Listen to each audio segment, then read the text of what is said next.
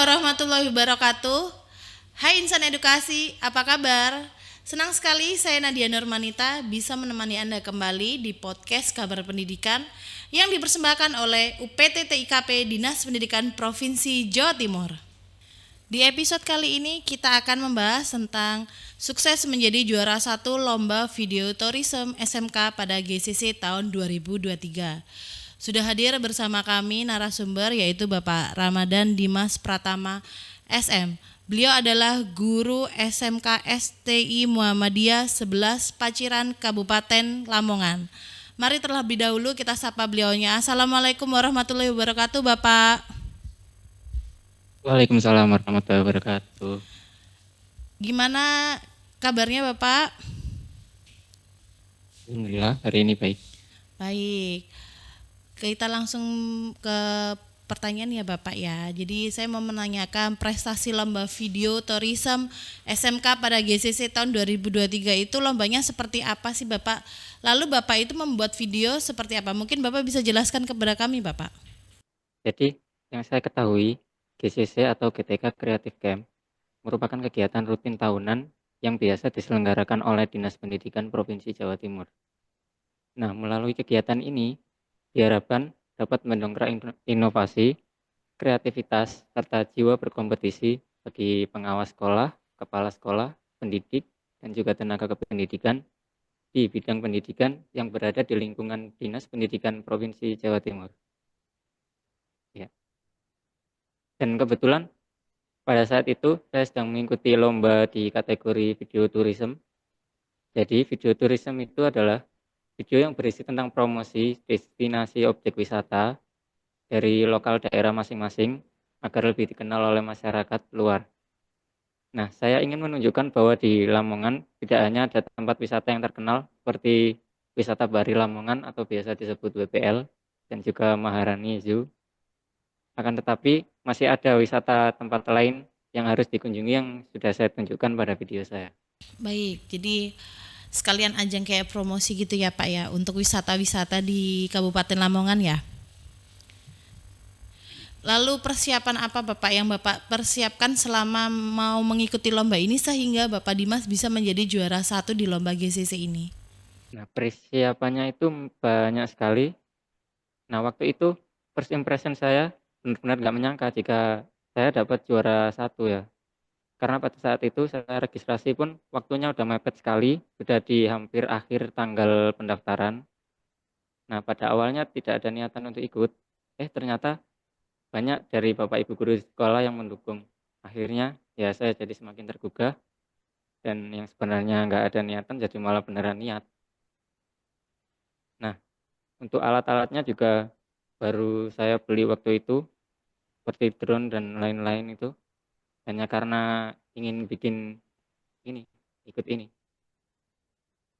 Nah, untuk persiapannya sendiri banyak sekali, mulai dari mencari referensi, dan referensi saya pada waktu itu adalah video dari Wonderful Indonesia. Nah, itu saya lihat banyak sekali videonya, saya kumpulkan jadi satu. Nah, di situ saya sesuaikan dengan tempat-tempat yang ada di daerah sini.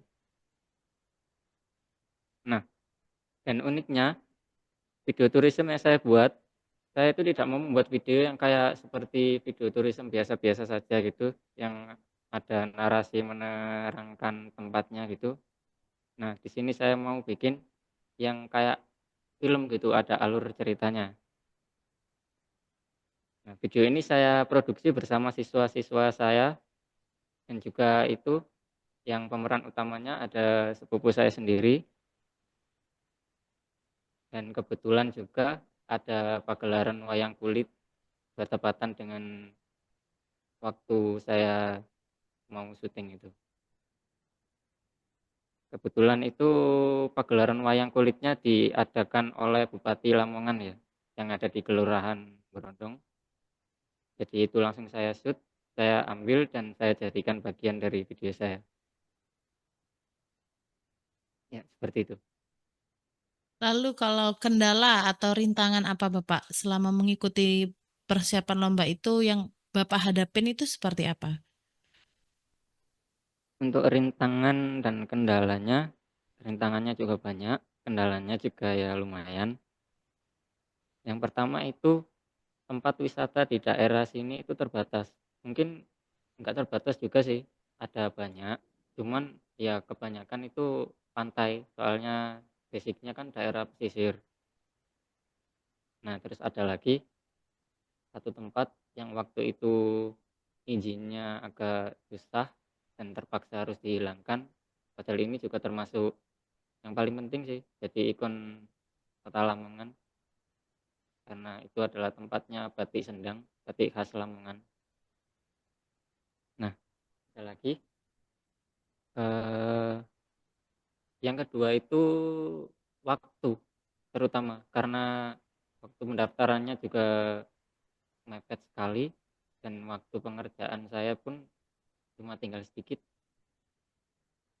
yang cuma 1 bulan, tapi kalau nggak 1 bulan penuh sih, kalau dihitung berturut-turut ya paling cuma 2 minggu gitu. Dan prosesnya juga nggak bisa di jam sekolah ya, karena ada jam juga, jadi harus di luar jam sekolah. Oh ya, ada cerita, waktu di malam penganugerahan 3 besar itu, nah waktu itu saya lagi sakit. Nah, pada saat itu saya udah nggak hampir aja nggak mau datang ke sana karena sakit itu. Tapi banyak juga orang-orang yang udah nyuruh saya untuk tetap hadir karena itu juga sudah di malam puncaknya. Ya paling kalau nggak juara 1, 2, atau 3 kan,